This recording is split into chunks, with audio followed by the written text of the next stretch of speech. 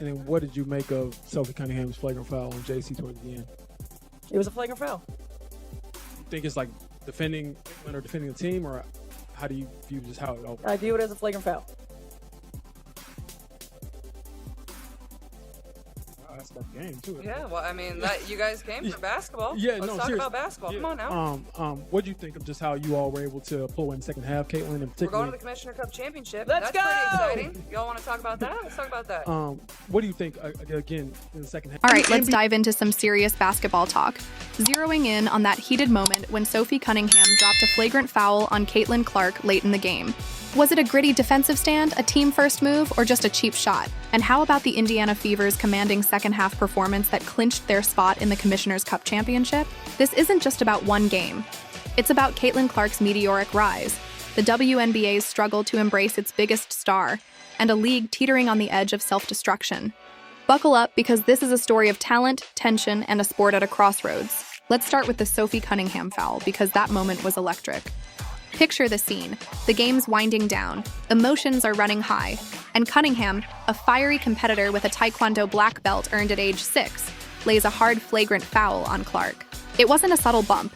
It was a clear, physical statement that sent Clark sprawling. The refs called it a flagrant, which was the right call. But the debate rages.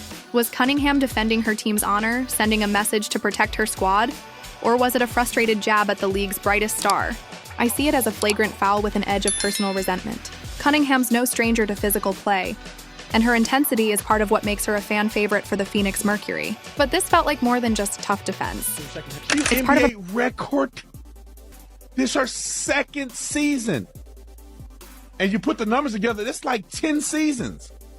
That girl did it in 10 seasons. That means she had one a season. Caitlin Clark is...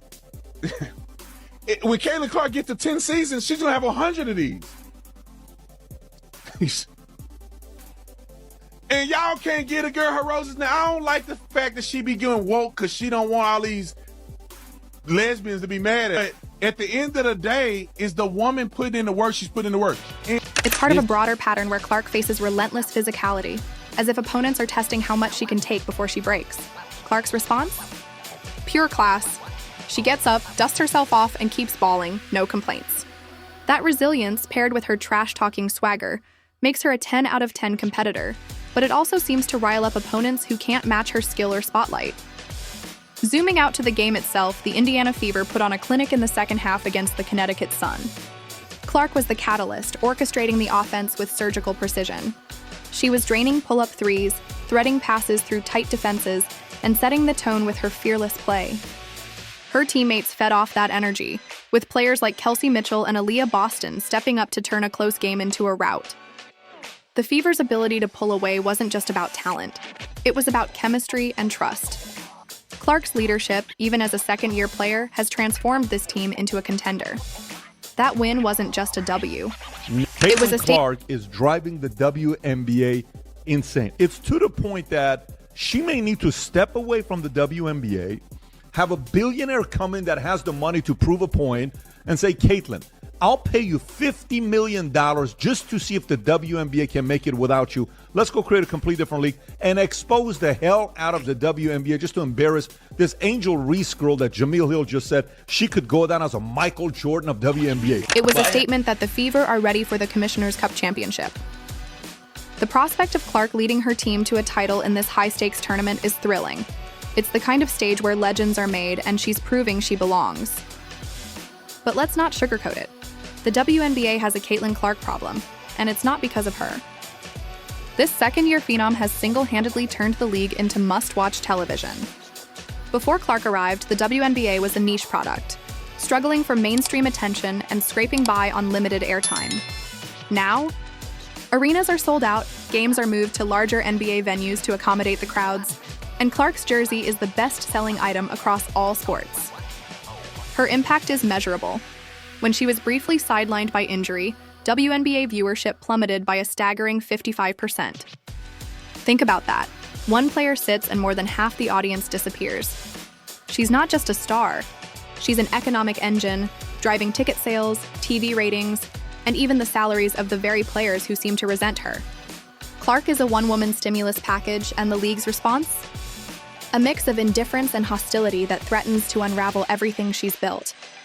The Cunningham foul is a microcosm of a larger issue. Clark is targeted in a way that goes beyond competitive physicality. Opponents have adopted a strategy of testing her limits with aggressive fouls, hip checks, and shoves that flirt with outright assault. Take Marina Mabray's infamous body check, a full-on shove that sent Clark flying, disconnected from any basketball play. Or Angel Reese's flagrant foul to Clark's head, followed by celebratory high fives on the bench. This is all going according to plan. This is ideal.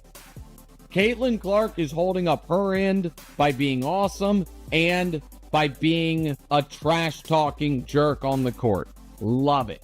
Her teammates are holding up their end by having her back. The other players in the league are holding up their end by not liking her. Perfect.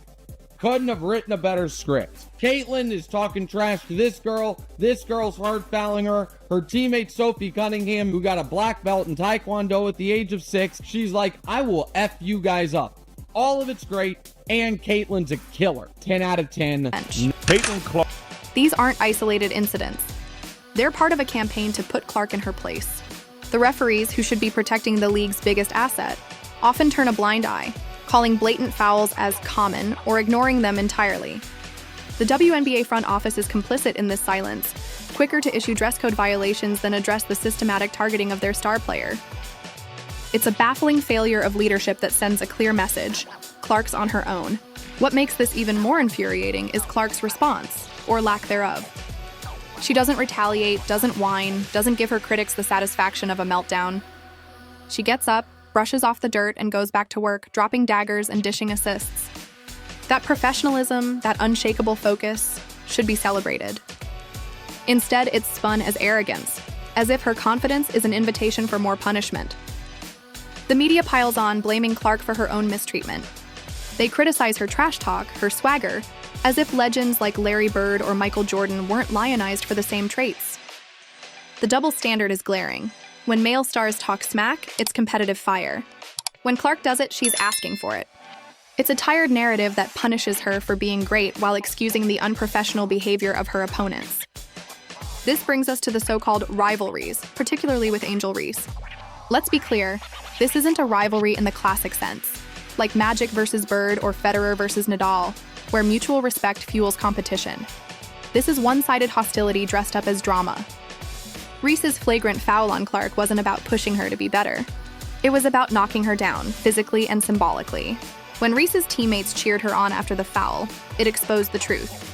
Some players are more interested in humbling Clark than competing. But I will say this, when Caitlin Clark was out, they lost 55% of their viewership. So, basically, Caitlin Clark is paying all their salaries. Pretty much. I mean, at the end of the day, you can hate her as much as you want, but she's brought in millions of fucking dollars. So you should be kissing her ass. And that kind of defeated the purpose of Angel Reese's argument of she's like, hey, it's not just Caitlin Clark that is bringing all the viewership to the WNBA. It's like, well, it definitely is. It's like it kind of proved that with the viewership rating being down that she significantly increases viewership with They try so hard to compare her to Caitlin Clark. They try so. Caitlin Clark did her thing. Coming off of the injury, she returned for the Fever, and I swear I am not being hyperbolic. We were immediately gifted one of the greatest halves we have ever seen in the WNBA, and I say that with all context involved.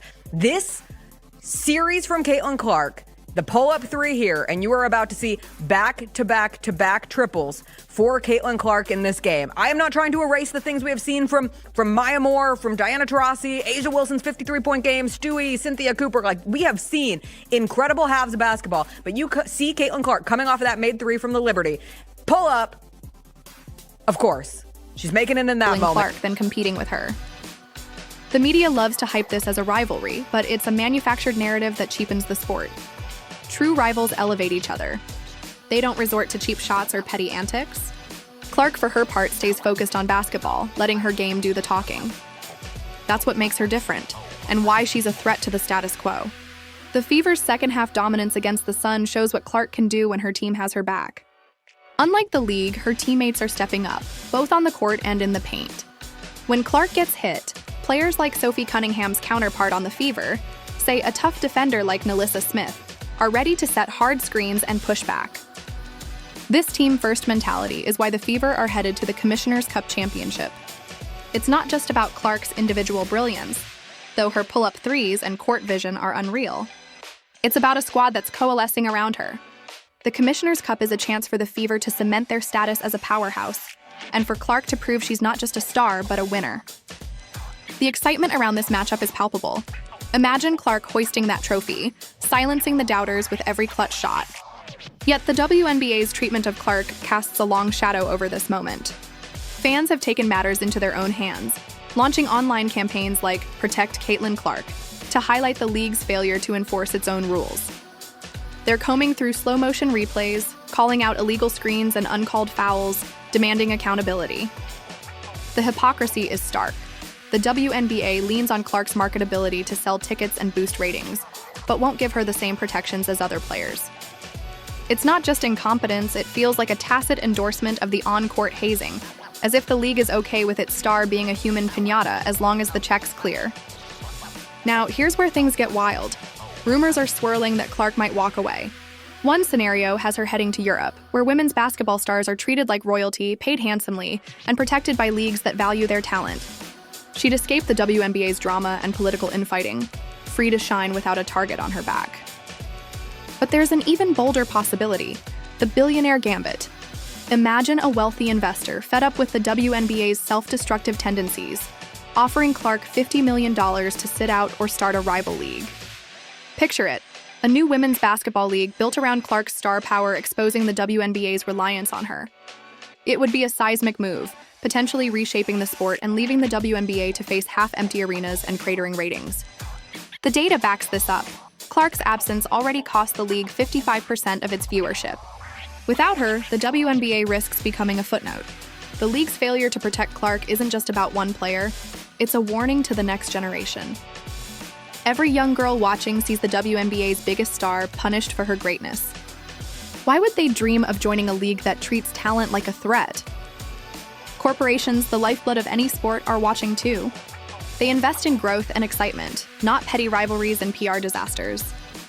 By letting Clark endure this gauntlet, the WNBA is poisoning its own well, risking its reputation and future funding. The Commissioner's Cup should be a celebration of the league's rise, but instead it's overshadowed by a toxic culture that can't embrace its savior. So where does this leave us?